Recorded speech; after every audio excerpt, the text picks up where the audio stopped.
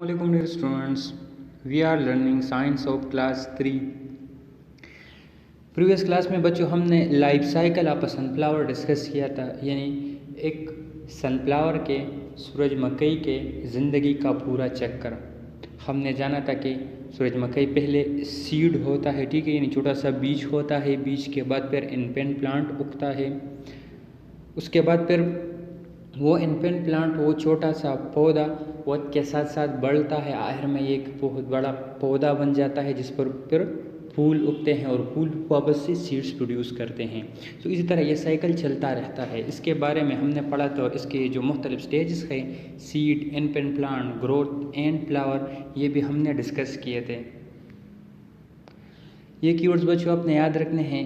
Production mean पैदावार, production mean पैदावार। Stem तने को कहते हैं, ठीक है। हम कहते हैं कि एक प्लांट के बेसिक 3 पार्ट्स होते हैं, root, stem, leaves.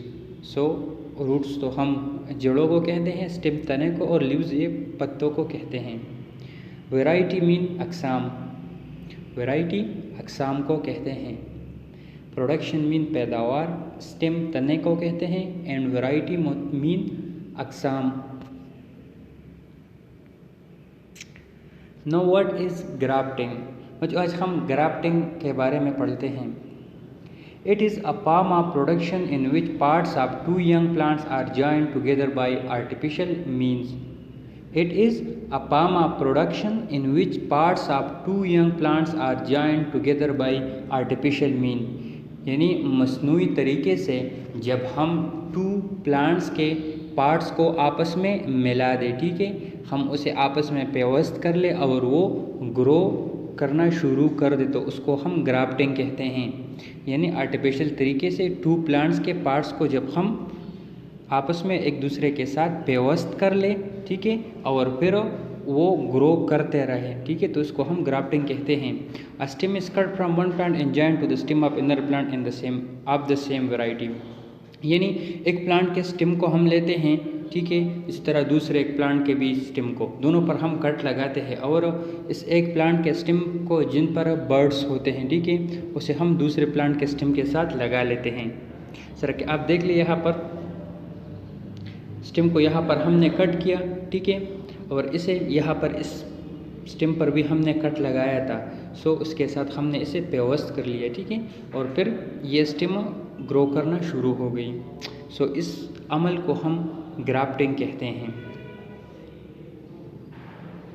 Grafting it is a form of production in which parts of 2 young plants are joined together by artificial mean. यानी ये जो जॉइनिंग थी, ठीक है, प्लांट्स के 2 पार्ट्स को हमने एक दूसरे के साथ मिला दिया, तो ये प्लांट्स आर्टिफिशियल मीन थी इसकी, ठीक है। यानी ये जो अमल हमने कर ली ये मसनूई था, कुदरती अमल नहीं था। आप देख लिए यहाँ पर ये भी एक प्लांट है और यहाँ पर भी एक पौधा है, यहाँ पर दूसरा पौधा है, तो इन दोनों को हमने मिला दिया, ठीक है बच्चों। यानी ये कुदरती तौर पर नहीं मिला था, इसको हमने मिला दिया। इसे तरीके को हम आर्टिफिशियल मीन कहते हैं, ठीक है। A stem is cut from one plant and joined to the stem of another plant of the same variety। इसी तरह ये जो ग्राफ्टिंग है ये सेम वैरायटी, यानी एक ही किस्म के प्लांट्स में ये अमल होगा। ग्राफ्टिंग का जो अमल है ये एक ही किस्म के प्लांट्स में होगा, ठीक है। इसके लिए हम मुख्तलिफ प्लांट्स नहीं यूज़ कर सकते। फॉर एग्ज़ाम्पल अगर इस ग्राफ्टिंग को हम देख ले तो ये रोज़ प्लांट का ग्राफ्टिंग है। इसमें एक रोज़ प्लांट के स्टेम में दूसरे रोज़ प्लांट के स्टेम को लगाया गया है, ठीक है। सो हम इस तरह नहीं कर सकते कि हम एक रोज़ प्लांट के स्टेम में किसी और प्लांट का स्टेम लगा ले, ठीक है, वो फिर सही तौर पर ग्रो नहीं करेगा। सो हम एक ही वैरायटी के या एक ही फैमिली ट्री के जो ग्राफ्टिंग का अमल है उसमें हम एक ही फैमिली यूज़ करते हैं, ठीक है बच्चों। वो फिर आप आगे क्लासेस में पढ़ेंगे कि किस तरह प्लांट्स के जो मुख्तलिफ़ किस्म के प्लांट्स एक दूसरे के साथ किस तरह इंटर रिलेटेड हैं। सो सिर्फ एक ख़ास फैमिली के जो प्लांट्स है उसके अंदर हम ये ग्राफ्टिंग का अमल कर सकते हैं।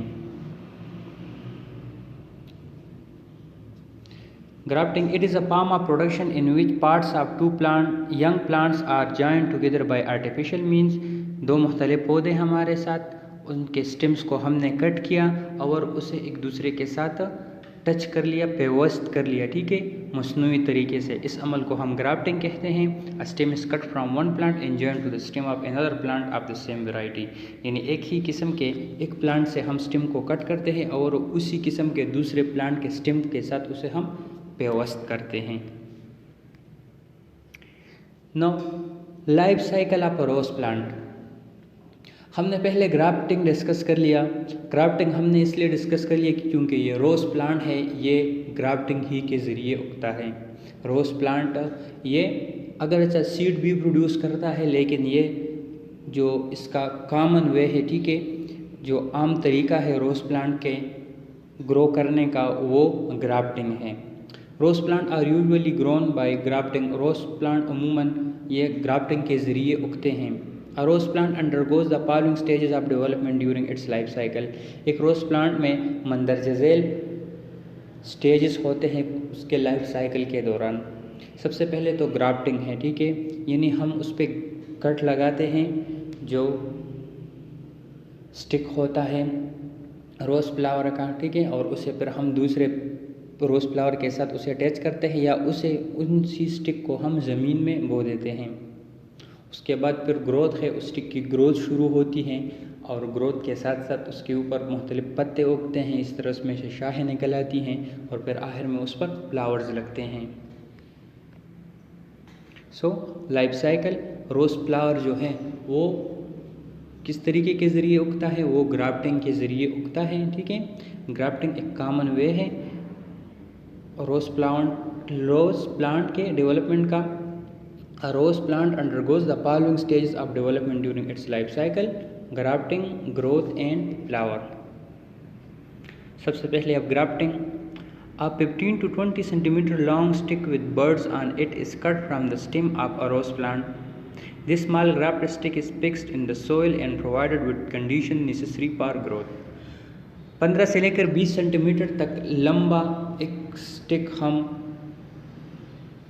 रोज़ प्लांट से कट करते हैं, ठीक है, और फिर उसे ज़मीन में बो देते हैं और उसे वो तमाम कंडीशंस, वो तमाम चीज़ें जो प्लांट के ग्रोथ के लिए ज़रूरी हो उसे हम प्रोवाइड करते हैं। यानी हम जो रोज़ प्लांट है, रोज़ का पौधा है, गुलाब का पौधा है, उससे हम एक स्टिक ले लेते हैं और उसे ज़मीन में बो देते हैं, उसे हवा, पानी, इस तरह दूसरे न्यूट्रिएंट्स वो मुहैया करते हैं, ठीक है। ये पहला ग्राफ्टिंग का स्टेज है। रोज़ प्लांट के लाइफ साइकिल में पहला स्टेज ग्राफ्टिंग है। ग्राफ्टिंग में हम क्या करते हैं कि रोज़ प्लांट से एक शाख को उसे हम कट करते हैं और उसे कहीं ज़मीन पर प्लांट करते हैं, यानी ज़मीन पर उसे बो देते हैं और उसे हवा, पानी, इस तरह सनलाइट, जो बेसिक नीड्स है उसे हम वो प्रोवाइड करते हैं। उसके बाद जो सेकंड स्टेज है वो है growth. After some time the stem begin to grow from the graft and leaves begin to grow on the stem and their number increases with the growth of the plant. अब कुछ वक्त के बाद वो जो स्टेम होता है जो हमने ज़मीन में बोया था वो उगना शुरू कर देता है, ठीक है। पहले हमने ज़मीन में एक स्टेम को बो दिया, ठीक है, रोज़ प्लांट से हमने एक कट लिया, ठीक है, उससे एक स्टेम को कट कर दिया, उसे ज़मीन में बो दिया, उसे हवा, पानी, वाटर ये सब कुछ मुहैया कर दिया।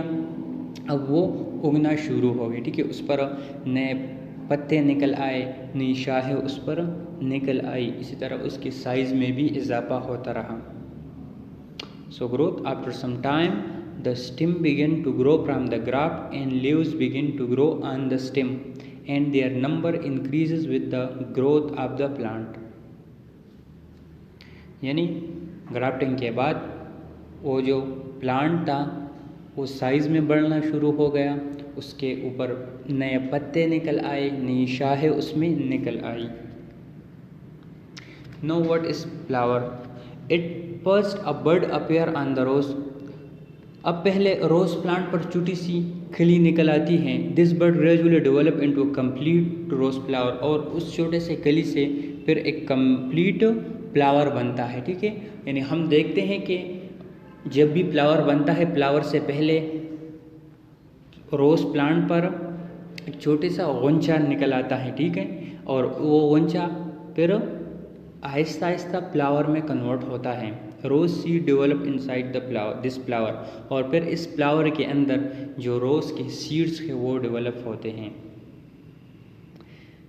यानी पहले स्टेज पर ग्रोथ के बाद जब ग्रोथ हो जाती है प्लांट की, यानी वो काफ़ी बड़ा हो जाता है, उसके लीव्स निकल आते हैं, शाखें उसकी निकल आती हैं, तो उसके बाद शाखों पर छोटे छोटे से बर्ड्स नुमाया हो जाते हैं, और वो बर्ड्स फिर आखिर में फ्लावर्स में कन्वर्ट होते हैं।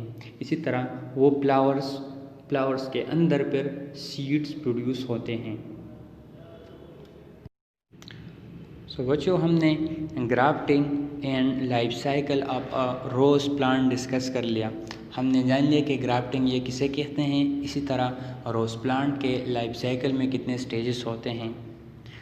ग्राफ्टिंग हमने पढ़ लिया कि जब हम एक प्लांट के स्टेम में कट लगाते हैं, ठीक है, और उस कटे हुए स्टेम को किसी दूसरे प्लांट के साथ अटैच करते हैं या उसे ज़मीन में बोते हैं, तो उसे हम ग्राफ्टिंग कहते हैं।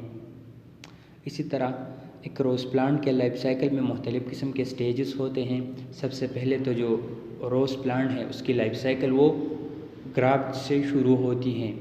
हमने पहले सनफ्लावर के लाइफ साइकिल को पढ़ लिया था। सनफ्लावर का जो लाइफ साइकिल था वो सीड से शुरू हुआ था, ठीक है, लेकिन रोज़ प्लांट का जो लाइफ साइकिल है वो अगरचे सीड से भी शुरू होता है, लेकिन हम जो कॉमन वे यूज़ करते हैं वो ग्राफ्ट है। यानी रोज़ प्लांट का जो लाइफ साइकिल है वो ग्राफ्ट से शुरू होता है। अक्सर हम घरों में भी देखते हैं, क्यारियों में जब हम मुख्तलिफ़ किस्म के रोज़ प्लांट्स वो लगाते हैं तो अक्सर उस पर कट लगाकर उसके स्टेम को किसी दूसरी जगह पर हम बो देते हैं और वहाँ से वो उगना शुरू कर देता है। सो यही ग्राफ्टिंग है। अब ये असाइनमेंट्स बच्चों आपने कंप्लीट करने हैं। What is grafting? ग्राफ्टिंग किसे कहते हैं? ठीक है, ग्राफ्टिंग या पेवन लगाना, पौधों में पेवन लगाना, या किसे कहते हैं? Describe the various stages of the life cycle of a rose plant. Rose plant के लाइफ साइकिल में जो मुख्तलिफ़ किस्म के स्टेजेस आते हैं आप उसे बयान करें। रोज़ प्लांट के लाइफ साइकिल में जो मुख्तलिफ़ स्टेजेस आते हैं आप उसे बयान करें। पहले हमने पढ़ लिया रोज़ प्लांट के लाइफ साइकिल को, आप वो देख ले, उसमें जो भी स्टेजेस हो आप उसे लिख लें। What is grafting? ग्राफ्टिंग किसे कहते हैं? Describe the various stages of the life cycle of a rose plant. Rose plant के लाइफ साइकिल के मुख्तलिफ़ स्टेजेस वो आप बयान करें। Thank you and वस्सलाम।